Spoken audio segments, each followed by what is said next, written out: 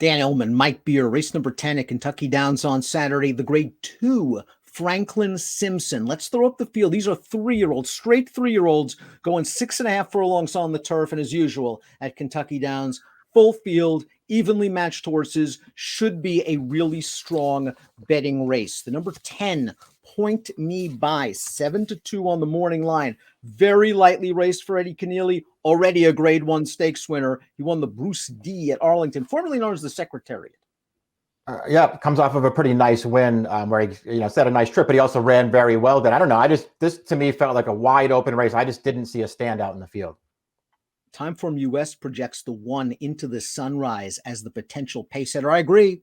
Into the Sunrise has shown speed at shorter distances for Wesley Ward. Didn't make the lead last time out in the Mahoney.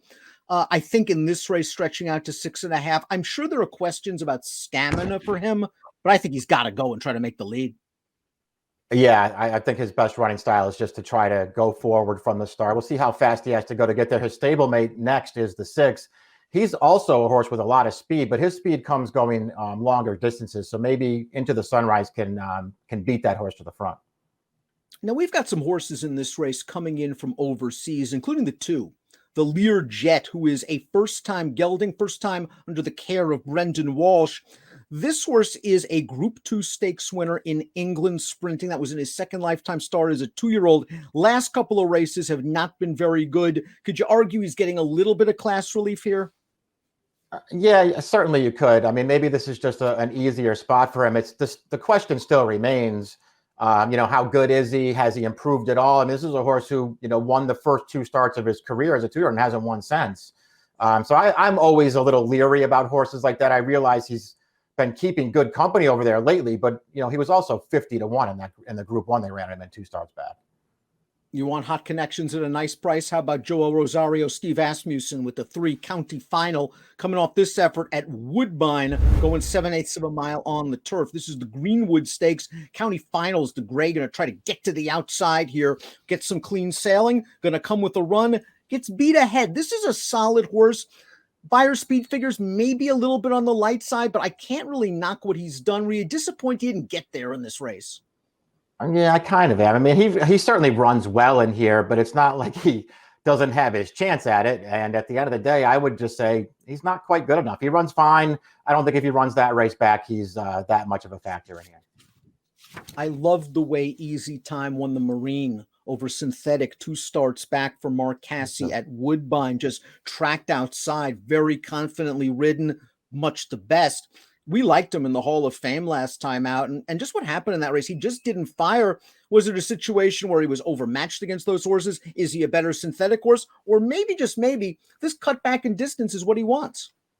I mean, maybe. I don't know, Dan. I felt like he was interesting going into the Hall of Fame, which just a lot like this one, just sort of felt like it was an open kind of race. You didn't have to take the favorite in there.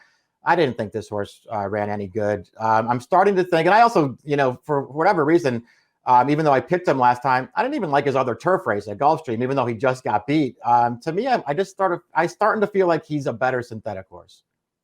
Also in from Europe is Miss Amulet, a filly taking on the boy. She's got more credentials than the other European invader, the Learjet. She's a group winner. She was 3rd in the Breeders' Cup Juvenile Fillies Turf to an extremely informed on Pearl.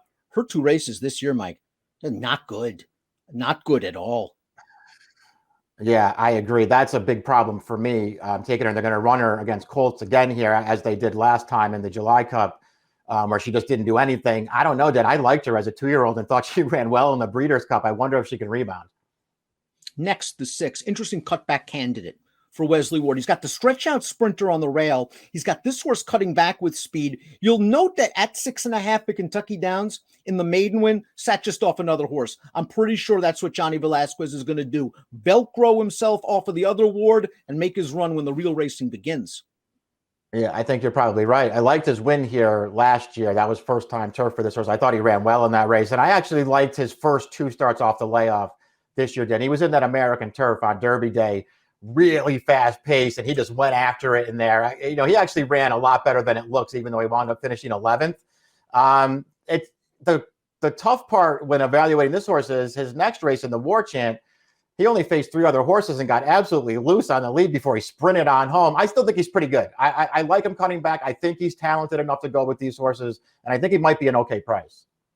He finished behind a Nex, who was second in the Grade 2 Hall of Fame last time out. Now let's watch this race, because the Nex picks up a hot dog and some kettle corn turning into the stretch. Must have been about 7-8 wide turning for home. You're going to see Nex the Gray start to get tired. A Nex finishes up very well. You're just going to notice that the horse that's going to win this race, Public Sector, who is a very nice horse and doesn't need much help, just got a perfect trip and saved way more ground than a Nex. Right. The winner got a perfect trip, and then he came back to win another stake at the end of the Saratoga meet. And the Nex just had to go around on the outside, carry more ground, and he wound up being second best in there. I thought he ran fine. I still don't know what to do with him, Dan. I wasn't a big fan of his going into that Hall of Fame. I don't know how I feel about him cutting back in distance. I guess he'll catch some pace in here. Maybe it'll all work out for him. A lot of folks are going to be taken by Point Me By coming out of that win in the Grade 1 Bruce Steve. But how about the runner-up? Calumet Farms Tango, Tango, Tango, very lightly raced. Winner of the American Derby 2 starts back. Had a very nice trip to win that race under Declan Cannon. Tried hard to finish second. This horse has upside as well. Yeah, he does. He has upside. He's a tactical horse cutting back in distance too. Maybe we just haven't seen his best race yet. He has to improve to contend here, but I don't see why he couldn't do that, Dan. He feels like a horse with a lot of potential. Omaha City, the 9-20-1 on the morning line, coming off a graded placing, sprinting on the turf at Saratoga. Let's watch the quick call. Golden Pal's real good. Golden Pal was able to get to the lead. Jackson Traveler, who probably ran the second best race, tried to race Golden Pal. That didn't work out for Jackson Traveler. And you're going to see Omaha City split some horses and eventually get up for second. Yeah, I wouldn't sleep on this horse. I think he actually ran well in here. I thought he ran well when he won at Gulfstream back in April before that little layoff. This is a race where he runs really well and finishes very gamely to get up for second. It's going to be hard for him, I think, to beat this field, but maybe he'll catch some pace here, get a little bit of a better setup and run again.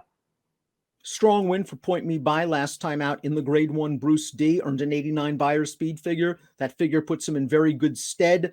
Do you think that this field's slightly tougher, though, than the one he faced at Arlington last time? I mean, it probably is, but it may not be, that much tougher. We already talked about Tango, Tango, Tango and how, he could have some upside and improve again. Well, the same is true of this horse. He's only run 3 times. He's won 2 of them. He's already got a Grade 1. We'll see what he does then, and we'll see what kind of price he is. I don't know that I would want a super short price on this horse. I know he had, I guess, a little bit of trouble at Saratoga. I'm still having a tough time getting behind this horse because I don't necessarily think that was a great field at Saratoga, and he had a little bit of trouble. I didn't think he had a huge excuse. Bodenheimer, the 11, might be dirtied up a little bit. Last 2 races going long, 3 starts back on the dirt over a muddy track. Didn't need to like any of those situations. You go back 4 back at Churchill. He was a good second in a stakes race sprinting at Churchill Downs. He has speed. You're going to know him early.